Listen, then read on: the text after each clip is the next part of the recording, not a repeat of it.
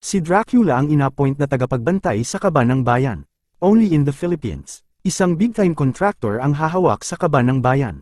Ito ang ilan sa mga siniwalat ni Senate Majority Leader Joel Villanueva sa kanyang privilege speech sa Senado. Di na rin ito nagpapigil at naglabas din ng hinanakit laban sa mga nagpasimuno ng PI na tila gustong i-abolish ang Senado. Panuuri ng kanyang buong privilege speech.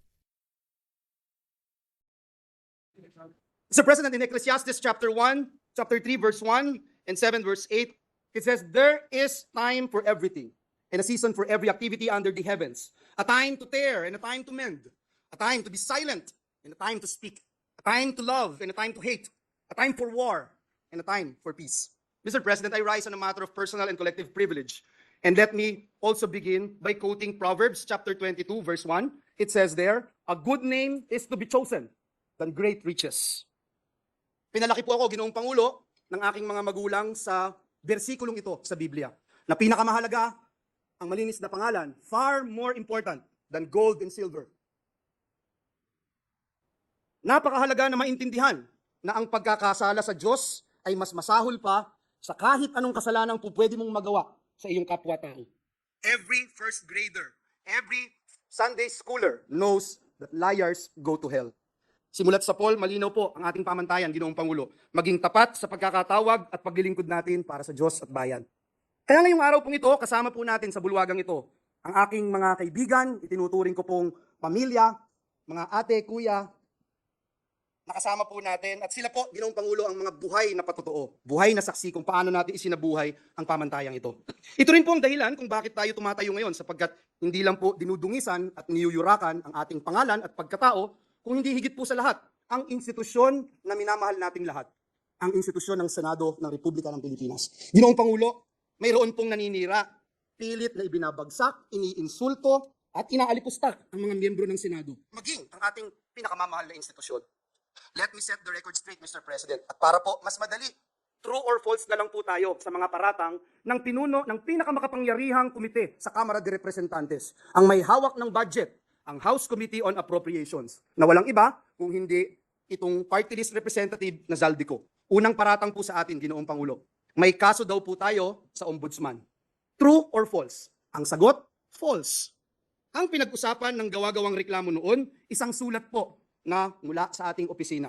Ito pong gawa-gawang reklamo noon ay katawa-tawa sapagkat ang ginamit po, kung po pwede po nating ipakita, na font ay Comic Sans. Yan po ang ginamit na font, pang-comedy po. Ang letterhead po na ginamit ay Buhay Party List.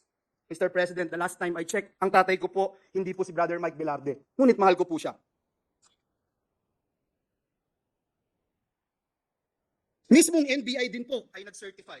Forge, peke, ang firma ni Joel Villanueva.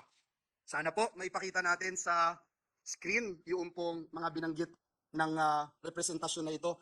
And we are willing to wait kung hindi pa po ready, Mr. President. Yes, if there are technical difficulties, maybe we can suspend until it. Sapagkat ayaw po natin ng walang resibo at ayaw natin ng walang ebidensya.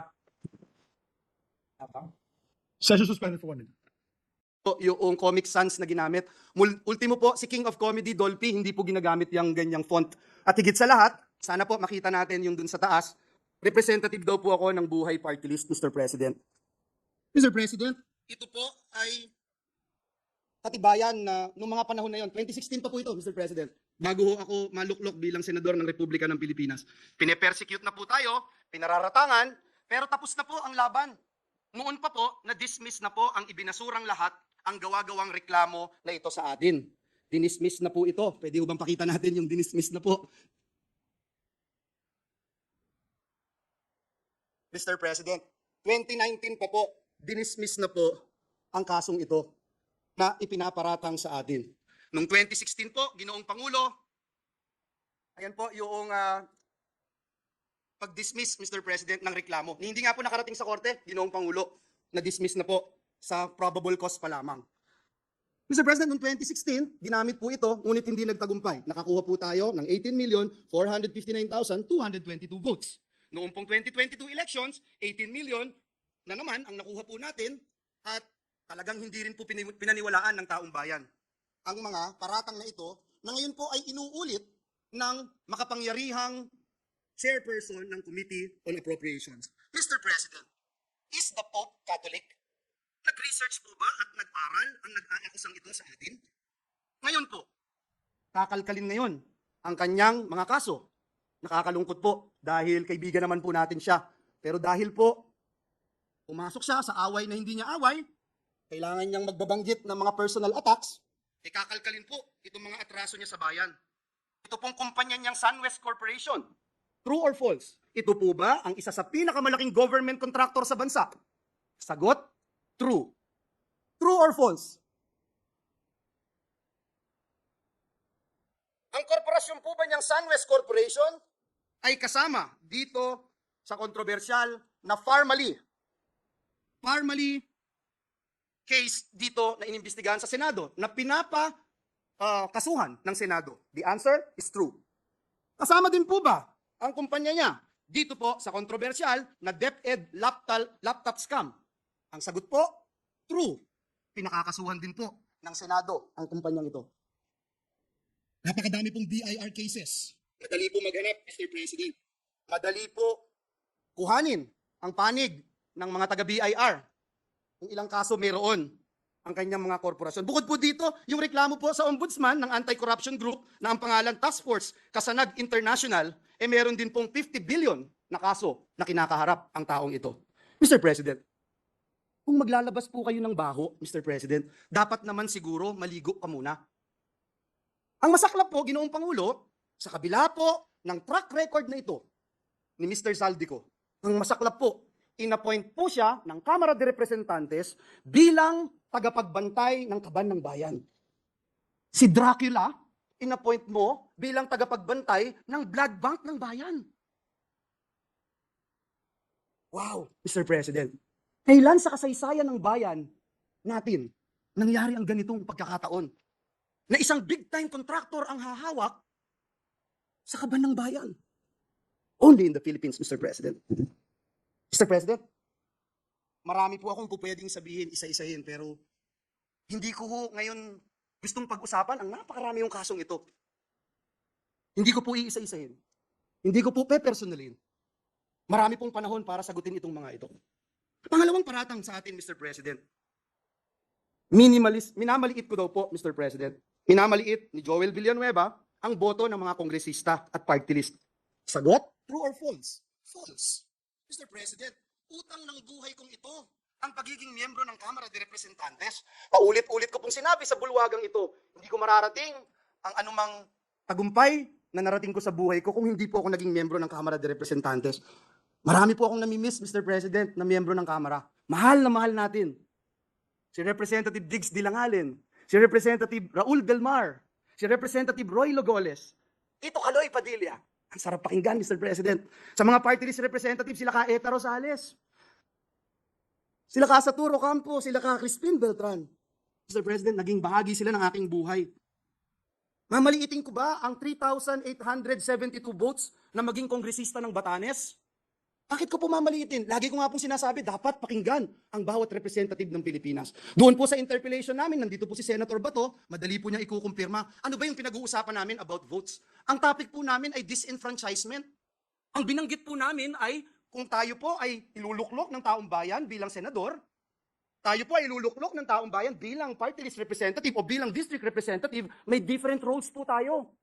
Ang disenfranchisement mangyayari kung bubuwagin ng Senado, kakapunin ng Senado, tinatanggalan natin ang karapatan yung mga nagluklok sa bawat miyembro ng Senado na naririto po ngayon.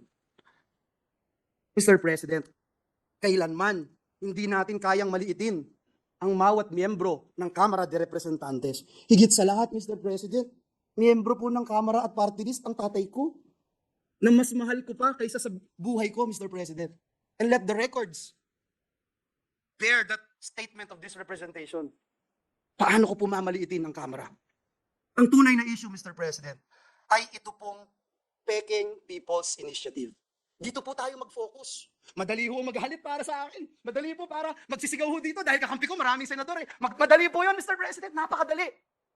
Banggitin isa-isa itong kaso na ito. Ilang bilyon dito, ilang bilyon doon. Madali po sabihin, pero hindi po yun ang focus. Ang focus po natin, Mr. President, at hindi tayo dapat maging personal, ay banggitin natin itong bigger issue. This issue which is bigger than myself, which is bigger than you and me, which is bigger than this institution, Mr. President, and this is the soul of our nation, our Constitution, Mr. President.